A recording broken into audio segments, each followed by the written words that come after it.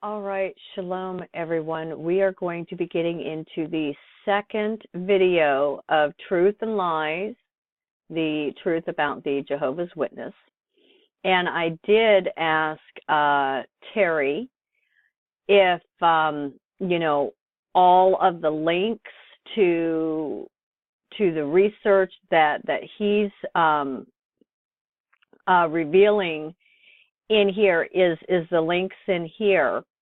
And he said yes. Now, there are going to be a few that he knows, at the time when he was writing this, the website's gone down. So what I'm going to do, whenever I'm reading through here, and like here, I see a link, I will pause the video and I will create an email to myself and just put I'll put all these links in here so that when the video goes up, I have all the links from the video that I'm going over, okay? Because we're going to be going over the complicit organizational child abuse.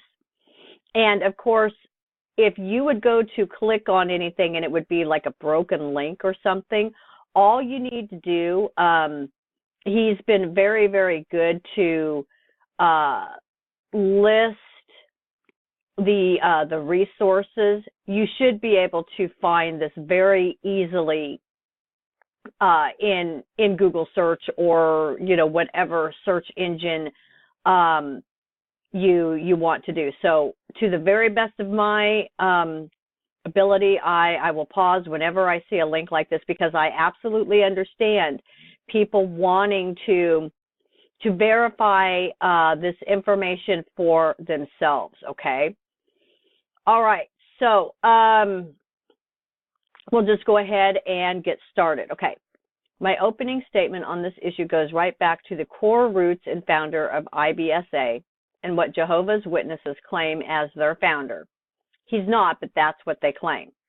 It seems although more research needs to be done in this area, Russell was taken to court by his wife, Maria, and within the court transcript, she testifies to Russell's, "I am like a jellyfish. I float around here and there. I touch this one and that one, and if she responds, I take her to me, and if not, I float on to others." And she wrote that out so that I could remember it for sure when I would speak to him about it, and he confessed that he said those things. Okay, Rose Ball. The death certificate also states that she was born in Buffalo, New York, in the 1880s census. We see Rose Ball, the daughter of Catherine Ball, 10 years old, living in Buffalo, New York. According to the testimony in court of Maria Russell, she came to live with them in 1884, making Rose a young 14-year-old child. Very, very few witnesses know today, simply because it's suppressed, that Russell and Maria were divorced. They paint a picture of light of Russell standing over the Bible, receiving the truth from Jehovah. The court heard of the utter desolation of her, Mrs. Russell, house, and the withdrawal of all support, which to her mind pointed to one conclusion, namely that he proposed to deal with upon the pretext of insanity. Barbara Harrison, 1978, Visions of Glory, Chapter 2. See, this sort of thing, you should be able to, if you really want to verify anything, all you have to do is just pause the video as well, and you can type up like the first sentence or the first few words of a sentence in Google, and more times than not, it's going to pull it up for you. Or you could even try putting this into to Google search. Okay. And he did let me know that there's a few chapters here and there that he just has not finished. I'll go ahead and read what has been written thus far. If we, when we come across, a chapter that might not, appear to be completely finished, we'll know that, he had stated that to me. Mrs. Russell was forcibly ejected from Bible House with the words, "Get out of here, you blasphemer." Another time when she complained of having less rights than a dog, Russell told her, "You have no rights at all that I am bound to respect."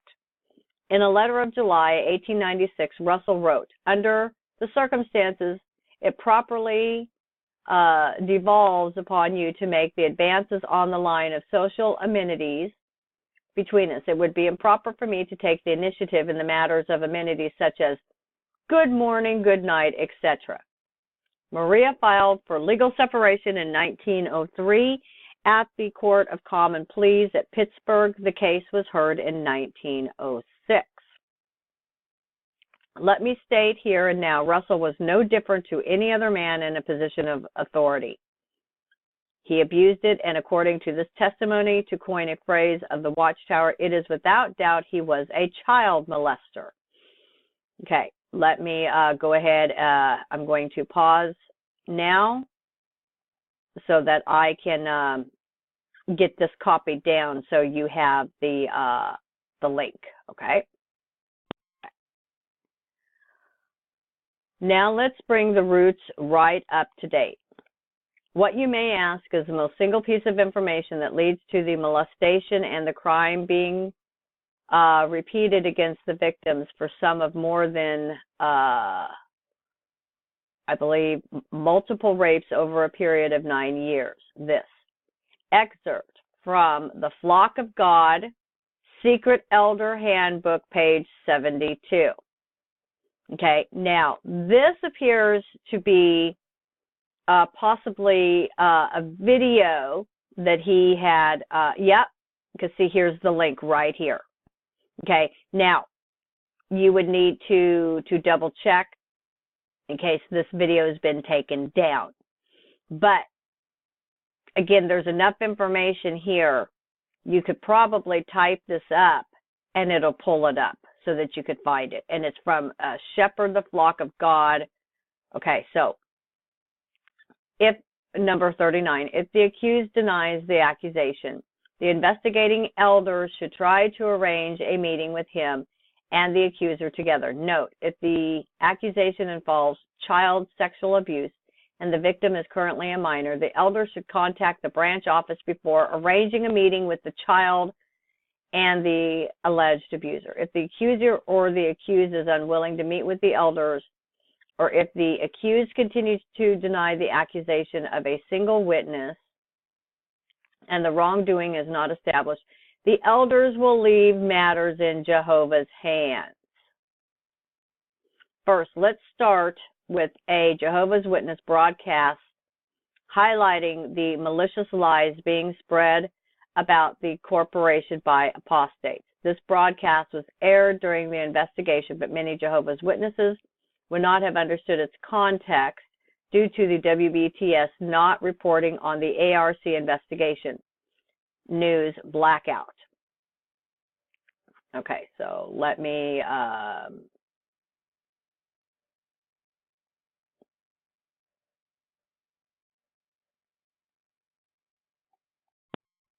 okay, so I got both of these links copied down for all of you who wish to verify this for yourselves.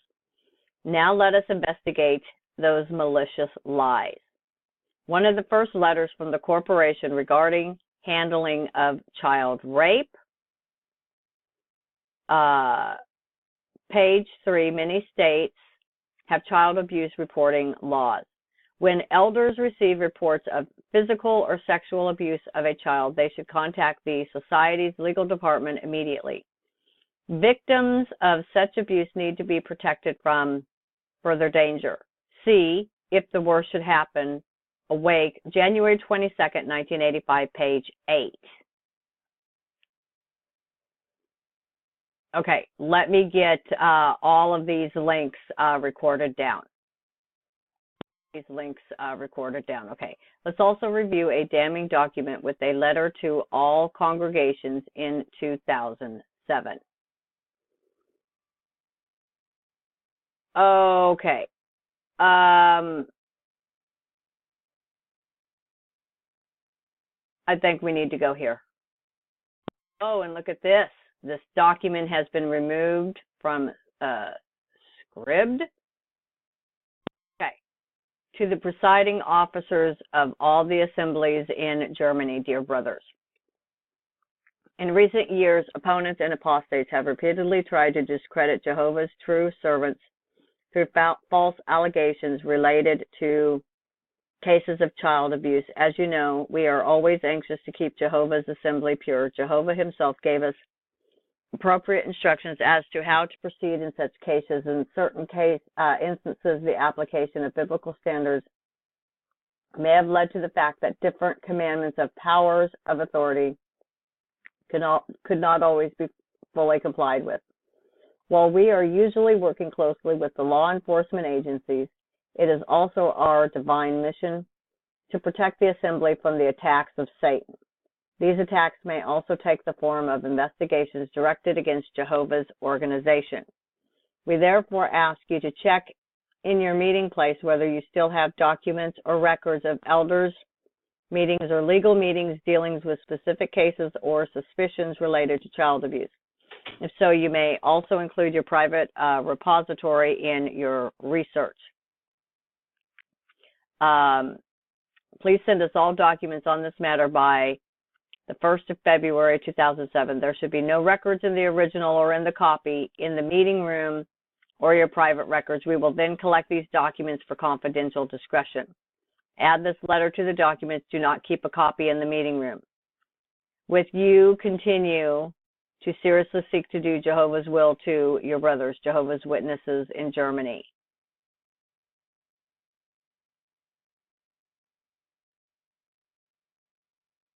Okay, we've got okay. Some of this is probably going to be in the book, okay? So, okay. Watchtower 2001, how they viewed the Catholic Church reference pedophilia.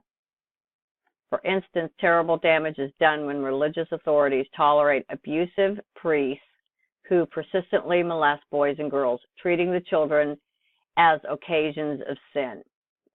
Refer to 3 WBTS letters to the congregation dated 1997, some 18 years before they were brought before the ARC. Also note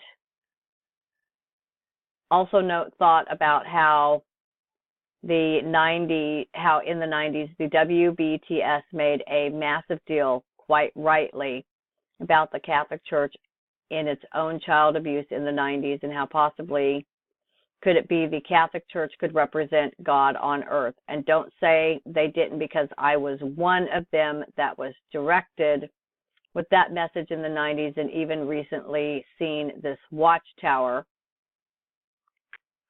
BBC documentary in the 90s, really the start of what we see today. The outset of the cover-up being exposed. Okay, so links are all going to be in the video description. Simply put, there are 119,000 congregations worldwide.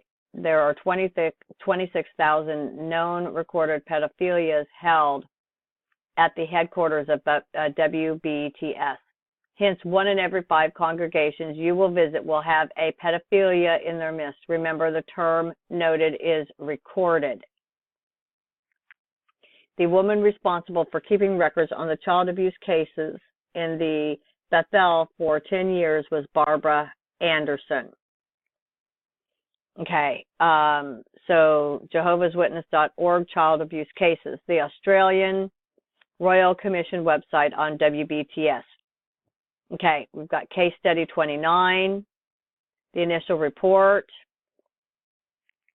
and then this will be case study 54. Okay. You'll have all these links, okay? I mean, there's a lot. Hopefully I won't get a, your description is too long type of thing. Okay, Trey Bundy, journalist, highlighting his endeavor to uncover hidden documents of the corporation relating to JW child molestation before the ARC commission was commissioned, possibly the start of the tribunals we are now seeing in Australia and about to be started in the UK. And so you've got other media coverage. All these links, okay. And the real clincher, are the GB the only channel of God? No is the answer from GB. Now the people are free. Okay, refer to WT 2009, November 15th, page 4, paragraph 5.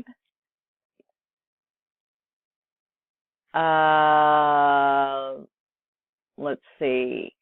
I might have not gotten that link. Okay, although for the full testimony, please refer to the case study within the ARC. And then testimony from an elder at ARC, you've got parts 1 and 2. Now, this elder was carefully chosen to give testimony by the WBTS. He, I'm sure, is a good man, but his answers represent the WBTS policy. Unbelievable. Okay, so you're going to want to go, and those who want to know more about how they deal with pedophilia, you're going to have all the links, okay? Okay, some of the child abuse victims case settlements. Got all of this down. Finally, let's see what reaction a GB member gives to being subpoenaed to a child rape court case against the plaintiff. A despicable use of high-paying attorneys. Basically, child rape does not warrant him testifying on behalf of the organization, and clever tactics of completely washing his hands of this child rape victim. Christ, poor little children. See attached the disposition in a recent case where Garrett Loesch was being summoned to court to give testimony in WBTS versus Jose Lopez. What you should see in here should turn your stomach. Okay, now I'll let him know whenever I see these PDFs here, nothing is popping up for me to open it up. It could be that I just haven't opened up this PDF exactly right, but we can read enough, and I'll be giving you all these links that it'll verify itself. Okay, so this is just an excerpt from attached disposition. The governing body of Jehovah's Witnesses is the highest ecclesiastical authority for the faith of Jehovah's Witnesses, and it exercises spiritual oversight for Jehovah's Witnesses worldwide. I am not and never have been a corporate officer, director, managing agent, member, or employee of Watchtower.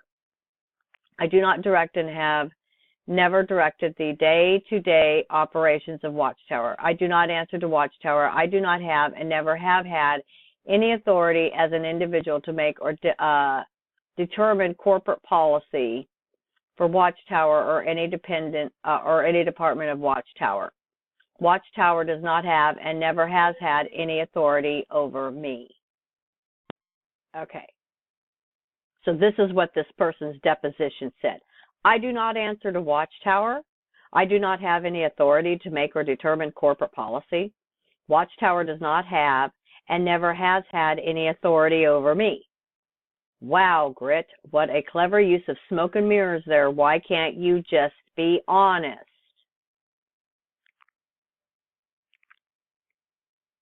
Okay, let me get these links. GB asked to release the files of pedophiles. WBTS in America being fined $4,000 per day for not complying with court order, even though they state they are subject to the law of the land they reside in, paying Caesar's things to Caesar. Even prior to the ARC commission, the JW witness lied firstly about his past.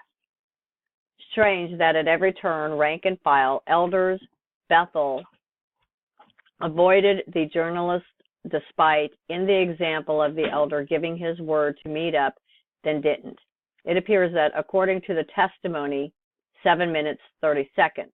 Why the apparent lack of amnesia should these elder at all with a clear case of memory failure? After all, how could he remember the rules of the GB? All the witness testimonies across 6 elders and the severe lack of remembrance is seemingly appalling. Let's just call it for what it is rather than tell the truth. They lied. Simple. And then you've got Pennsylvania child abuse. Stephanie Sessler child abuse case awarded $2 million for being raped by an elder. This is disgusting. This is just lawyers who happened also to be Jehovah's Witnesses tried to claim clergy privilege, where if they are told something in confidence, like a priest in communion, they had clergy privilege. Since when were elders considered clergy by the GB? Gag orders. Since when did Christ use a legal gag order to silence child abuse victims by settling out of court? Again, this is an unrepentant action and not wanting to admit their sin, their crime, and their lack of humility on behalf of the GB. Thousands of gag orders are now in place. Disgusting, only comparable, in my humble opinion, to the wild beast. Now it comes to the UK. And just like in Australia, the WBTS Corporation tries to block the investigation. Unbelievable report excerpt. The extent of the charity's challenges and the length of time they have gone on for are unprecedented in recent times. A spokesman for the Charity Commission said, my comment, just having gone through the process of trying underhanded means of trying to stop the ARC process and investigation, would you not think that the very repentant corporation would now realize that they should go to any length and means to cooperate in order to assist these poor children through an awful time in the life? Should the corporation not want to assist the Charity Commission in any shape or form in order to have this out in the open in order and be seen as perceptions are so important generally to them, and get rid of this terrible stain and reproach upon Jehovah that they had implemented as a direct result of permissive child rape by the corporation? The answer can only be assumed, as they are not humble men, nor are they repentant, nor have shown any true remorse. Refer to Stephen Lett, jw.org broadcast, read child rape within the organization. To carry out the blocking of the commission once as a knee-jerk reaction to what would the world think, perhaps you may look over the severe indiscretion, but to try and block it twice. Well, you can only make your own mind up on the matter. For me personally, the GB should be brought into a judicial committee and ask them to explain themselves scripturally. Or perhaps, is it not better to let Jehovah himself exercise his judgment on these men? What serpents and liars. Okay. Other reference material. Canada. Quebec court asked to approve sexual abuse class action lawsuit against Jehovah's Witness. September 15th, 2017. Canada. Pedophile in Jehovah's Witnesses. Second documentary of the show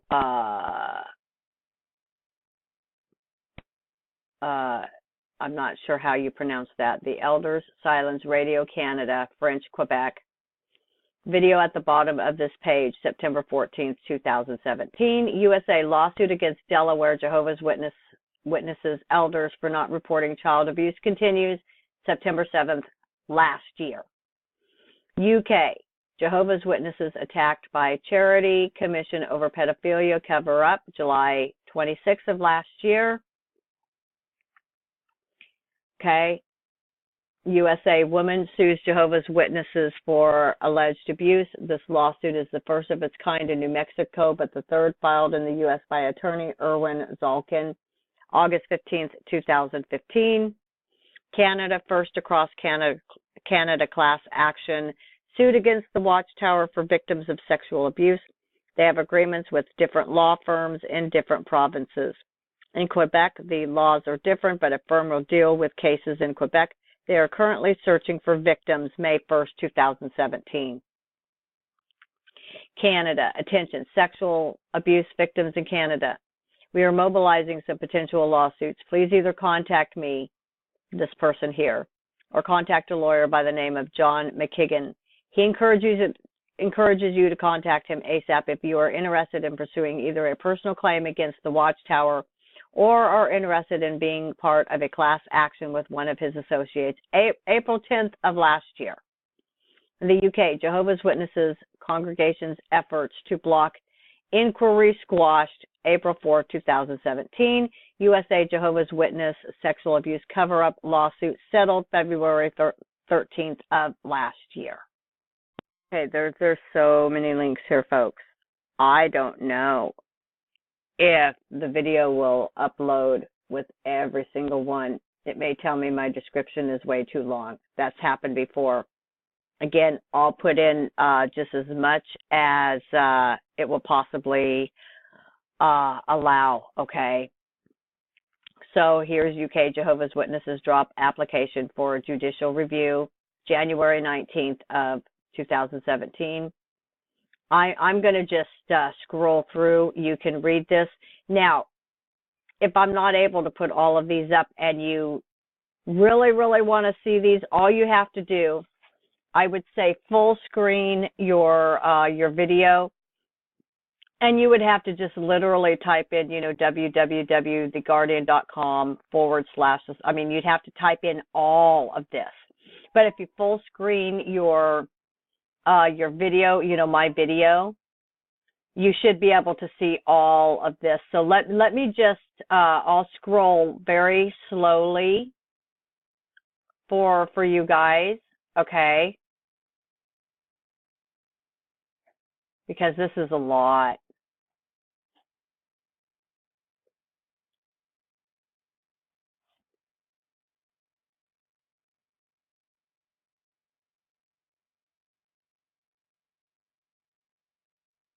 Okay, so that's the end of page 24. Try to make sure as many that are YouTube videos, that those are recorded down in the description. I'll make sure those are first. And then as many of these other links as possible, okay?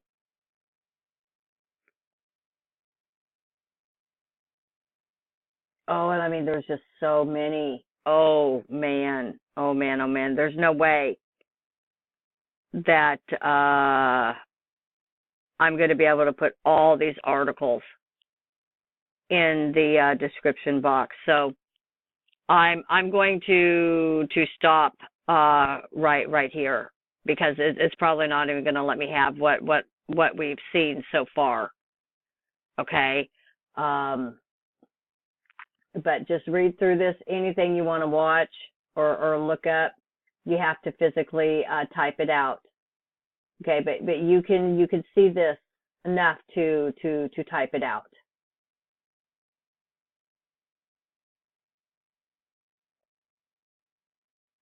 Okay, lawsuit in the U.S. December 1st, 2014. USA, $10.5 million lawsuit against the Jehovah Witnesses organization, December 1st, 2014. The Jose Lopez case.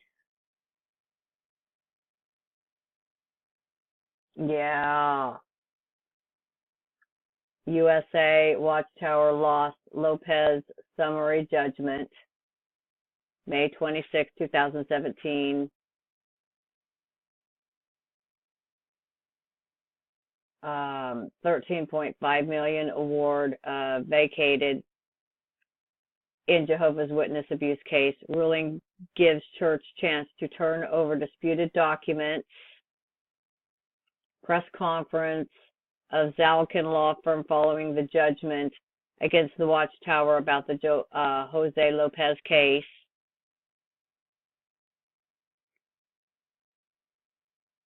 And then here's one, the Candace Conti case against the Watchtower USA.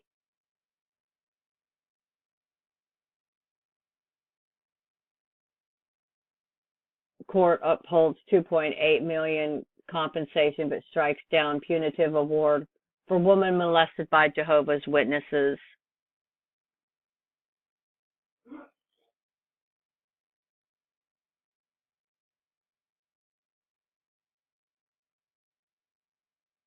Wow.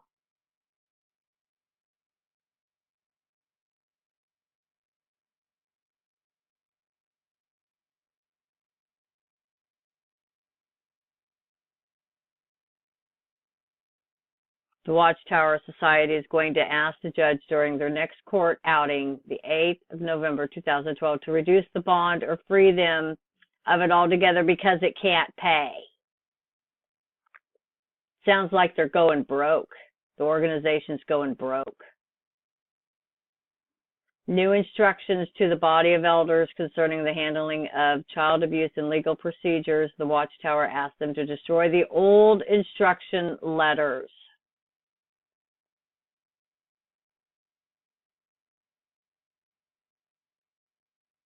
Oh, yeah, get rid of the evidence, right? Okay.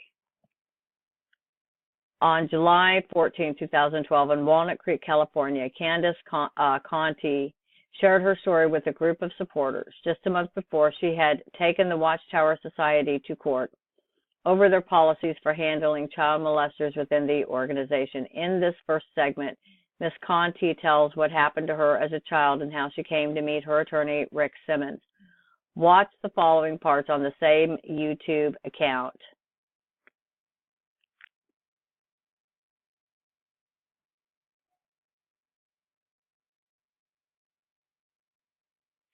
Wow.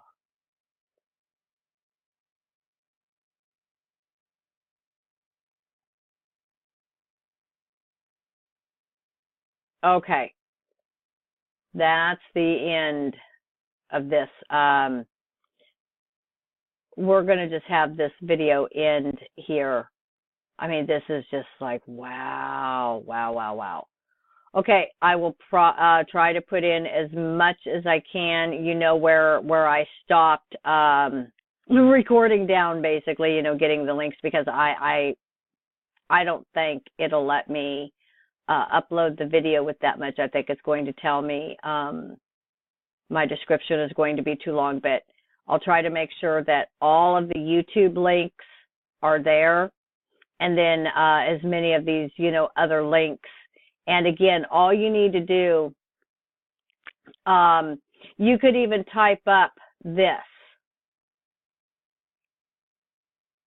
You could type this up into Google, and then more than likely you'll get this link, hopefully. Okay. Those of you who want to confirm this for yourself, you're going to have to do a little bit of work, okay? So, all right, guys, I'll see you on the next video. Shalom.